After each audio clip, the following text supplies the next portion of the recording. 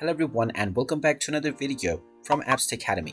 In this video, I'm going to show you how to sign up to Walmart Plus. So let's get started right away. First of all, open up the Walmart application on your device. And once you open it up, if you haven't logged into your account already, go ahead and use your email address and your password. And then you will be logged in and taken into your home page. Now you can directly start shopping for various items from this page. Now if you wish to sign up to Walmart Plus, tap on the account icon at the bottom right corner.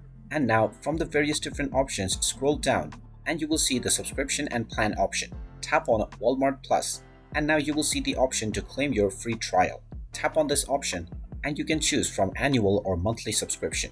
After choosing your appropriate option, tap on the add button to add your payment method if you don't have one already.